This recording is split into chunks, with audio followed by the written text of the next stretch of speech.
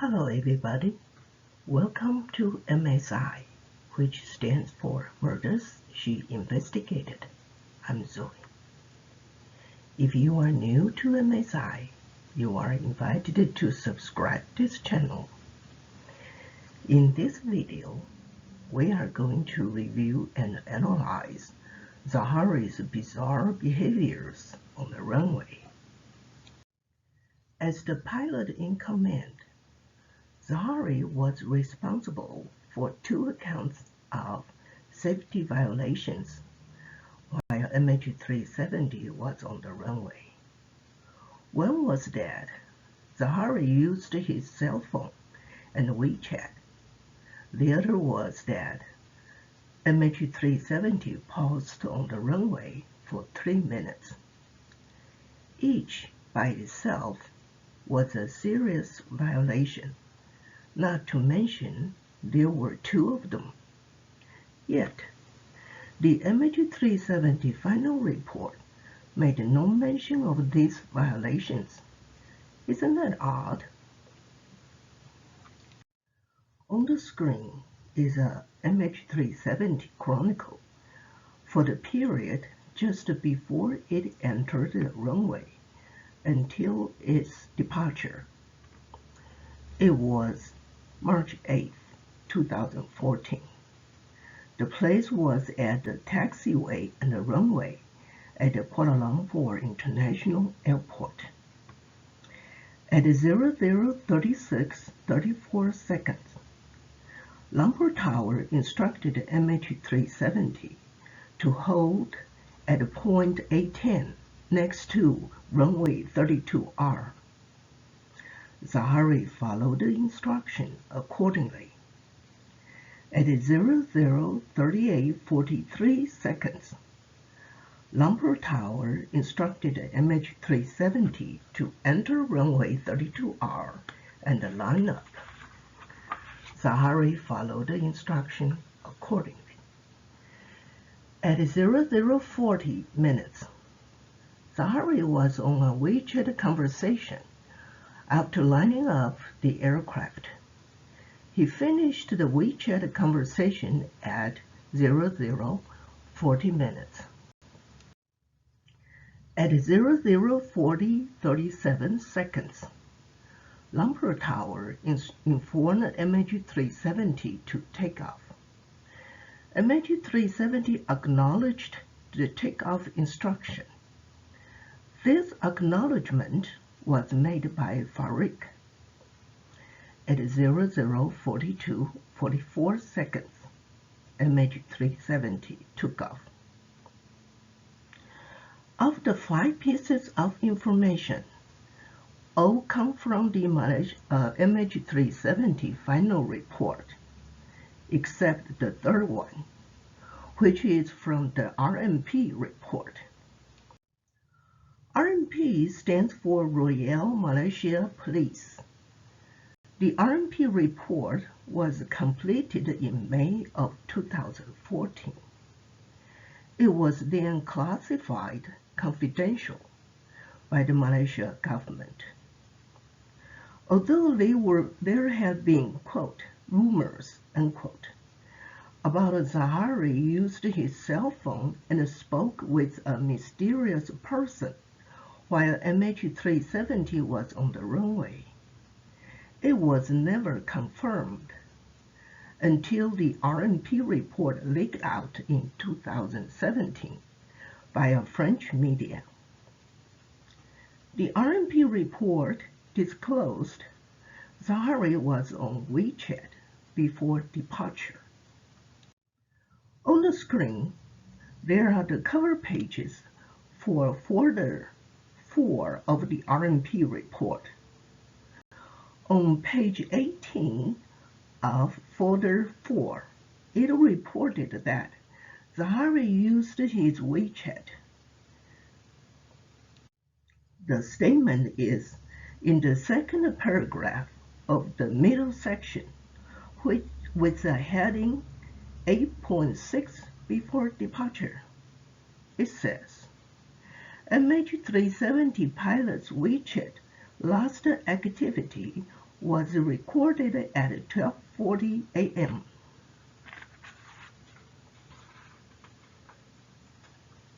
Interestingly enough, the Mh370 final report, issued in 2018, took an ostrich approach on Zaharie's WeChat call.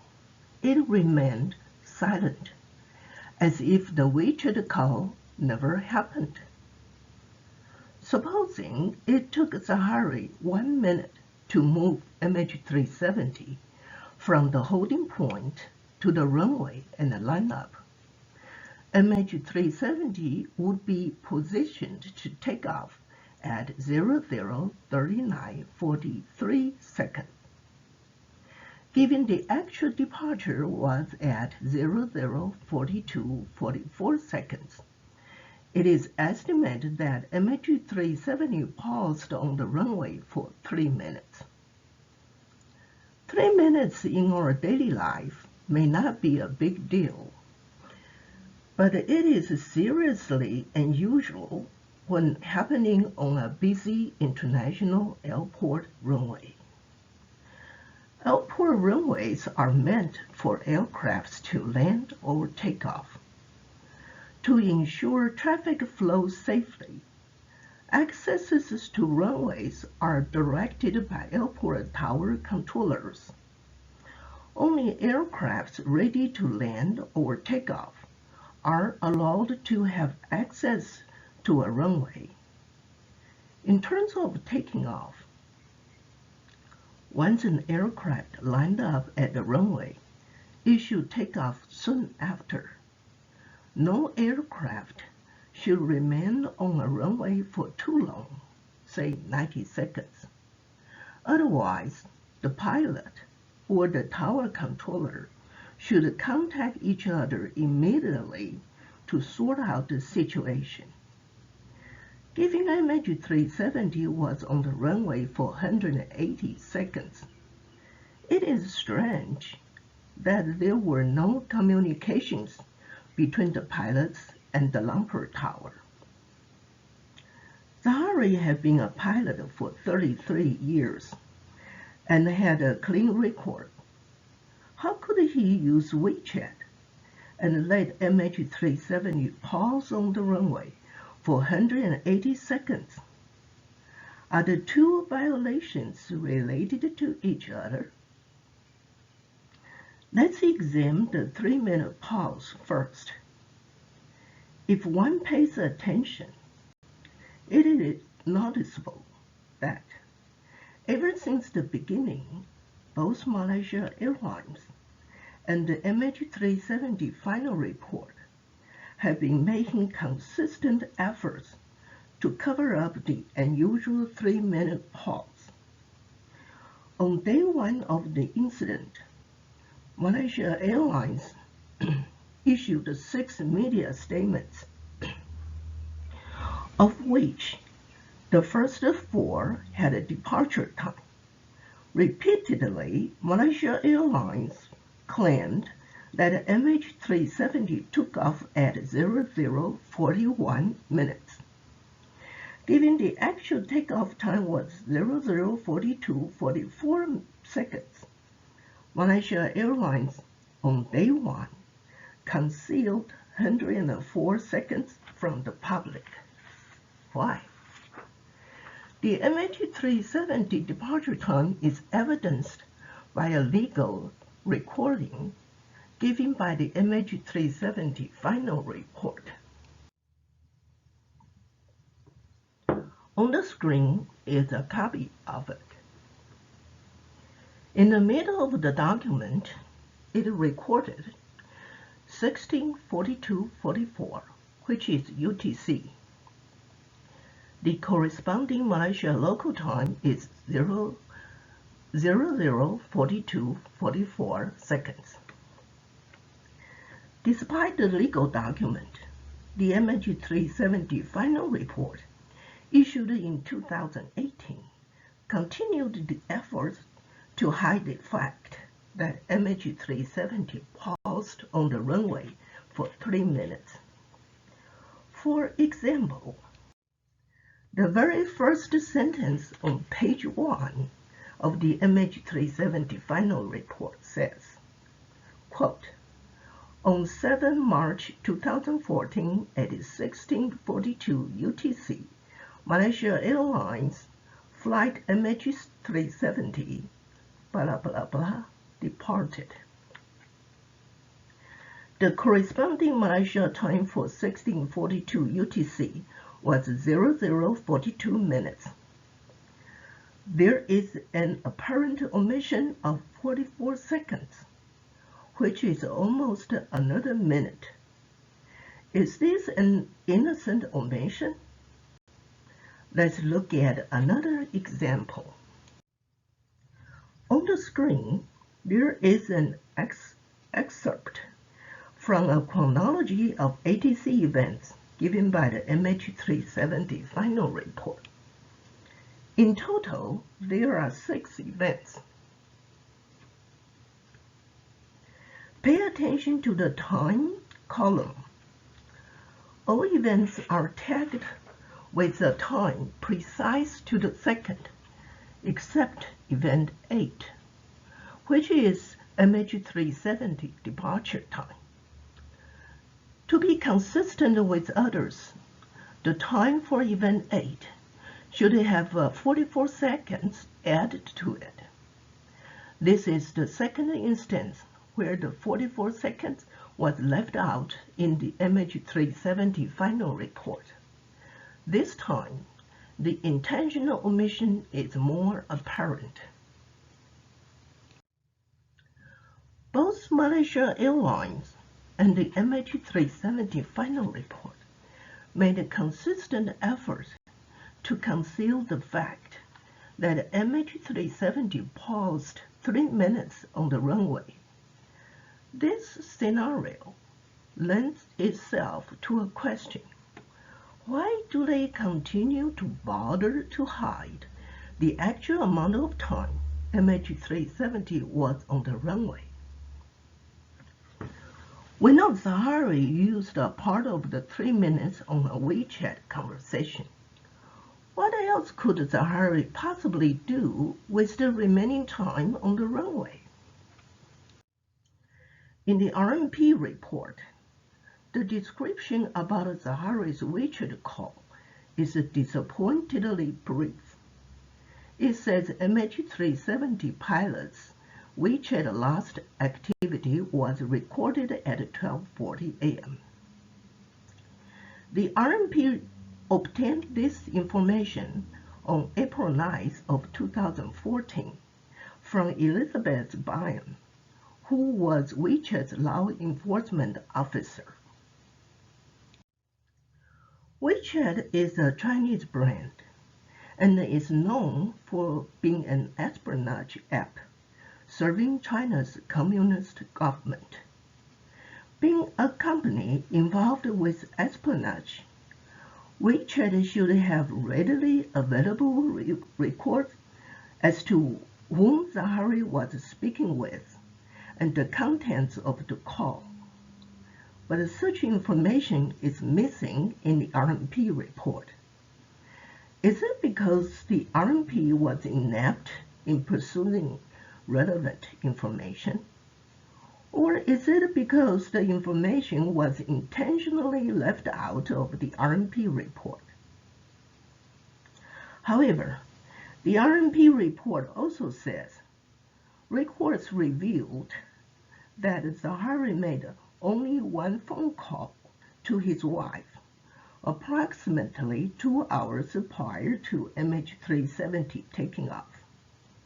Implicitly, it indicated the WeChat call on the runway was not initiated by Zaharie. Based on the circumstances, we can argue that Zaharie was actually expecting that WeChat call. Those who have traveled by air know that usually all people on board will be asked to turn off their cell phones once the journey begins. This is to reduce the interference to the airport radio communications. For flight Mh370, that procedure was likely carried out around 00:30 minutes, because records show one of the stewardesses turned off her cell phone then. There is no reason to believe that the flight crew in the cockpit are exempt from the procedure. Both Zaharie and Farik should have their cell phones turned off. If Zaharie turned his cell phone off, he would not have sensed the WeChat jingle and therefore not have answered any mysterious call. In other words, Zaharie intentionally left his cell phone on because he was expecting a call. Let's assume the person who called Zaharie was caller S. As estimated earlier, Zaharie spent 1 minute to pilot Mh370 from the taxiway to the runway and line it up for taking off. By then, it was 00:39:43 seconds.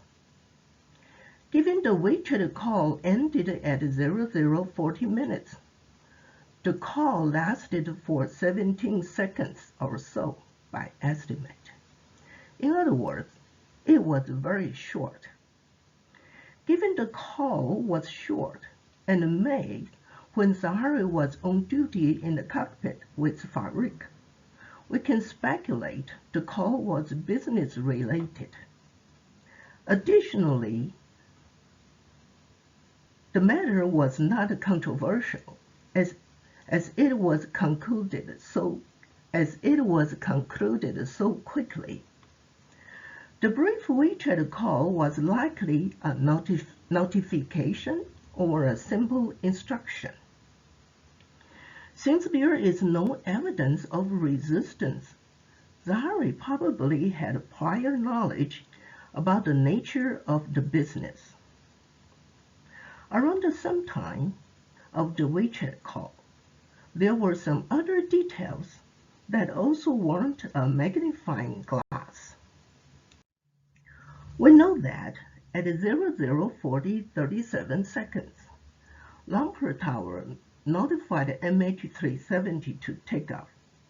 According to the Mh370 final report, page 38, Farik used the radio to acknowledge the takeoff instruction. But, as explained in the second video, once Mh370 lined up on the runway, Farik would take over the piloting role, and Zaharie would be in charge of the radio communications. In other words, that acknowledgement of takeoff should have been made by Zaharie, not Farik. Why wasn't Zaharie on the radio to make the acknowledgement? An obvious reason is that Zaharie was not in the cockpit.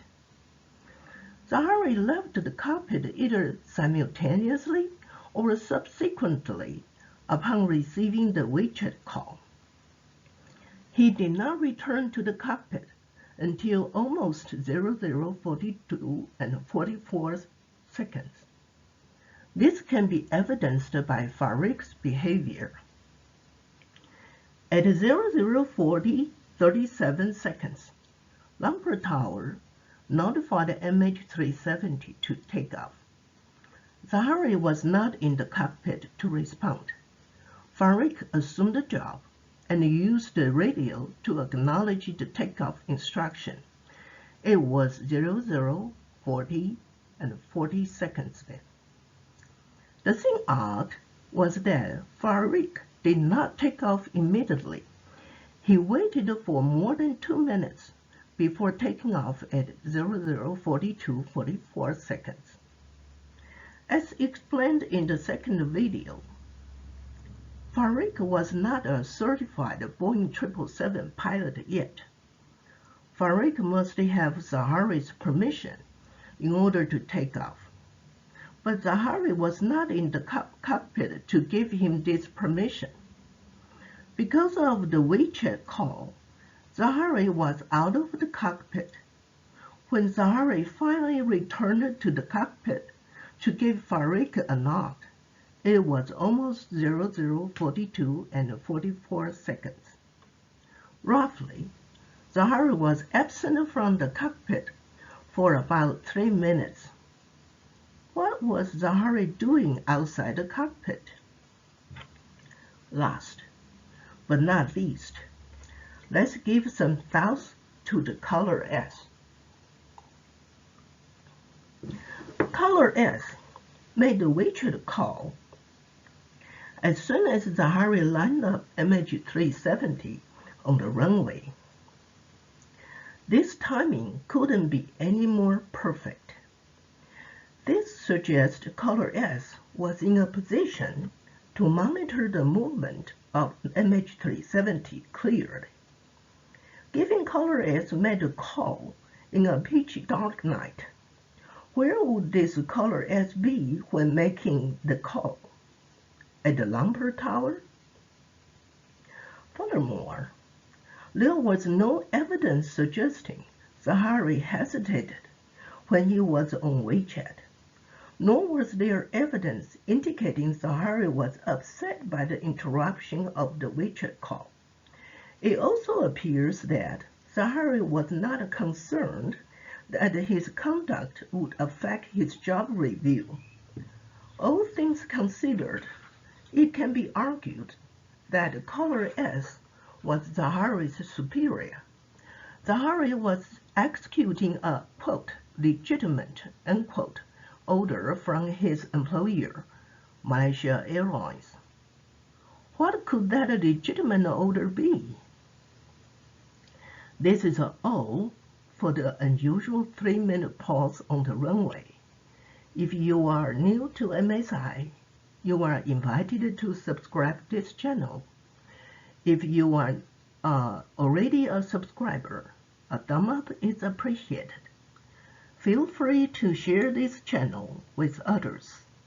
The Mh370 incident deserves everybody's attention worldwide for the sake of safe public air traveling.